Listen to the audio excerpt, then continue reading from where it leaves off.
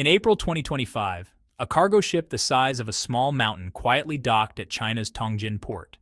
On board was a massive load 300,000 tons of soybeans, enough to feed millions of animals and keep food factories running for weeks. At first, everything seemed normal. The shipping papers claimed the beans were from Argentina, one of China's trusted suppliers. But then, something unexpected happened. Instead of unloading the shipment, Chinese customs stopped everything. Not only that, they outright rejected the cargo and sent it back across the ocean. Why? Because they didn't believe the soybeans actually came from Argentina. Chinese inspectors suspected that the massive haul was actually U.S. soybeans pretending to be Argentine. The story made global headlines. Why would the U.S. try to sneak soybeans into China? How could customs even tell the difference? And what made this shipment so suspicious? This wasn't just a case of mislabeled beans. It pointed to something bigger, a clever trade war tactic hiding beneath the surface. Even soybeans had become weapons in a larger global economic showdown. And that's where this story begins. To understand the drama behind this shipment, we have to go back a few months to early 2025, when Donald Trump returned to the White House. One of his first moves? Restart the trade war with China. In February, Trump slapped a 10% tariff on all goods coming in from China, a clear signal that economic tensions were back. But it didn't end there. Within 2 months, the situation escalated fast. By April, total U.S. tariffs on Chinese products had jumped to 145%, more than twice the level of the last trade war.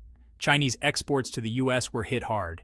China didn't stay silent. On February 10th, Beijing struck back with tariffs on key American exports: coal, natural gas, crude oil, farm machinery, even pickup trucks. Then came a second wave, new taxes on American crops like corn, wheat, cotton, chicken, beef, fruit, and dairy.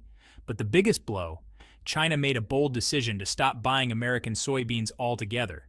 Imagine your best customer, the one who buys half your stock, suddenly walks out. For American farmers, it was a disaster. Soybeans are one of America's largest farm exports, and China was the top buyer. That door slammed shut, and pressure started to build. With stockpiles growing and prices falling, some exporters looked for other ways in, even if that meant bending the rules. Which brings us back to that soybean-filled cargo ship, labeled Argentina. Why do soybeans matter so much to China?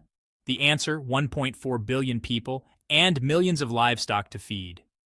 China grows plenty of rice, wheat, and corn, but soybeans are different. They're critical for animal feed and cooking oil, yet local production can't meet demand. In 2024, China produced only 20 million tons of soybeans, about 1/5 of what it actually needed. So it turned to imports. In 2024 alone, China brought in a massive 105 million tons of soybeans, 2/3 of all its grain imports. To visualize that, if China spent 100 yuan on imported grain, over 70 yuan went to soybeans. Who supplied them? Mostly Brazil and the US together. They provided over 80% of China's soybeans. Brazil led with 74 million tons, but the US still played a crucial role, shipping over 22 million tons worth nearly $9 billion. Argentina was catching up, known for cheaper prices and good harvests. But it still lagged behind the top two. Soybeans weren't just food, they were a key piece of the trade puzzle between the US and China. That is, until Trump's new tariffs and China's retaliation broke the system. Almost overnight, American soybeans were blocked. That's when some U.S. exporters started searching for workarounds. With China cutting off all U.S. soybean imports, American farmers were stuck. Warehouses filled up, prices tanked, their biggest customer had vanished. But where some saw dead ends, others saw loopholes. Reports say some exporters devised a plan to ship U.S. soybeans to Argentina, repackage them, forge new documents, and then send them to China, pretending they were Argentine. On paper, it looked clean, a normal export from South America. In reality, it was more like slapping a fake label on a product and hoping customs wouldn't notice. At first, it seemed to work. And that's how the now infamous 300,000-ton shipment arrived in Tongjin in April 2025. Everything looked legit: documents, cargo tags, even the soybean bags, all stamped Argentina. But Chinese customs wasn't buying it. During a standard inspection, officials noticed something odd. The soybeans had higher than usual protein content, more typical of U.S. crops than Argentine ones. That was the first red flag. Further checks uncovered more clues. The shipping bags were made in the US and the logistics didn't add up. That was enough for Chinese authorities to decide this wasn't a simple paperwork error. It was intentional fraud. They rejected the shipment and sent it back. But more importantly, the case exposed a growing pattern of sneaky trade tactics. And now, China's customs officers were on full alert. This wasn't China's first time catching fake labels, but it might be one of the last. Over the past few years, China has quietly developed one of the world's most advanced customs systems. The old days of only checking documents and labels are over. Now, they use science and tech to uncover the truth, even when it's deeply buried. In the case of the fake Argentine shipment, the first clue came from a simple protein test. Argentine soybeans usually cap out around 34% protein, but this batch tested at 35.1%, almost identical to US beans. That triggered suspicion. So the inspectors dug deeper. They examined the packaging next and found that the transport sacks were made by a US company. Then came the ship's GPS trail, which showed strange detours before arriving in Argentina. And to confirm their suspicions, officials used AI-powered mass spectrometers to run a chemical fingerprint on the soybeans. This method, called traceability analysis, is like DNA testing for crops. It can pinpoint where soybeans were grown by analyzing soil chemistry, climate conditions, and even farming practices. In 2024, China upgraded this tech with new AI algorithms, pushing accuracy to 98%. With that level of precision, hiding the truth became nearly impossible. Chinese customs had uncovered a scheme: US soybeans disguised as Argentine. And this wasn't a one-off incident. Just months earlier, they had intercepted another 200,000-ton shipment using the same trick, and another posing as Brazilian. The message was loud and clear. China's customs technology had reached a new level, and it was watching everything. Once the scam was revealed, the consequences didn't fall only on the US. Argentina was pulled into the mess too. From China's perspective, the shipment looked Argentine. The paperwork, the shipping route, the packaging all pointed south. But when the truth came out, Argentina's reputation took a hit. Chinese importers, now worried about more fraud, paused contracts with several Argentine suppliers. Even though Argentina wasn't behind the scheme, the damage was done. Trust had been broken. The economic fallout hit hard. Argentina's Ministry of Agriculture filed a formal complaint with the World Trade Organization, accusing the U.S. of undermining their trade. Their claim American firms had used Argentina as a front, leaving Argentine farmers to suffer the consequences. Government estimates said the scandal caused over $200 million in lost revenue. A huge loss for a country already dealing with inflation and a shaky currency. But this wasn't just about lost money. It was about trust. In global trade, reputation means everything. Once your exports are seen as unreliable, buyers look elsewhere. To repair the damage, Argentina began working directly with China on a new soybean certification program, a system to prove that every shipment really came from Argentine soil. This event also served as a wake-up call to the rest of the world.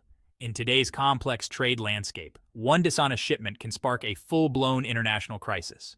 Argentina wasn't the only nation dragged into this. Brazil, the world's top soybean exporter, got caught in the crossfire too. U.S. exporters, still facing heavy Chinese tariffs, tried a different workaround. They sent soybeans to Brazil, mixed them with local crops, then rebranded the blend as Brazilian before shipping it to China. But this time, China was ready. In late 2024, China introduced a powerful new tool in the trade war: blockchain-based traceability.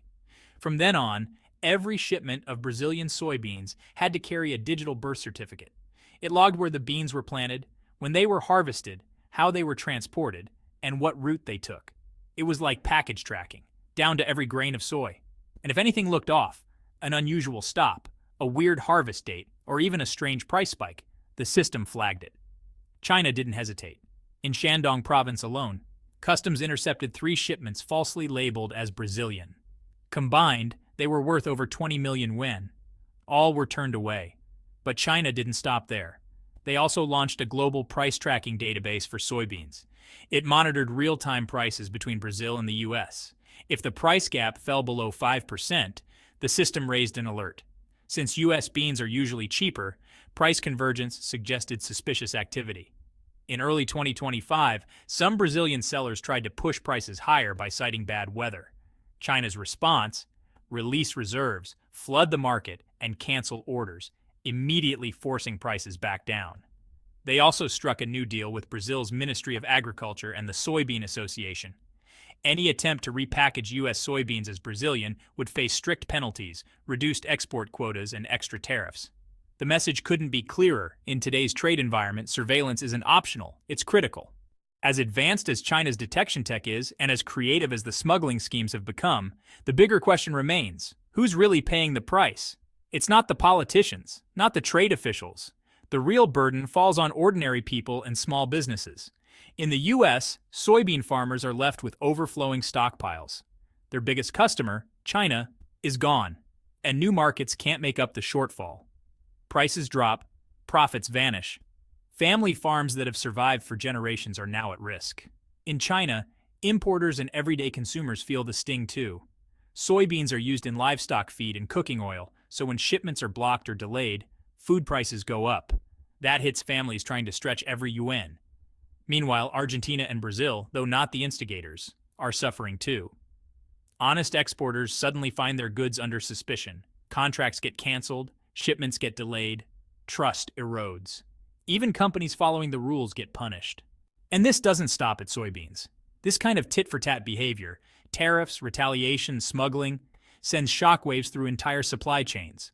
Electronics, energy, food, machinery. The message? Trade wars don't produce winners, they create chaos. What began as a political maneuver has turned into a worldwide guessing game. Who's selling what to whom? What's real? What's fake? Who can you even trust?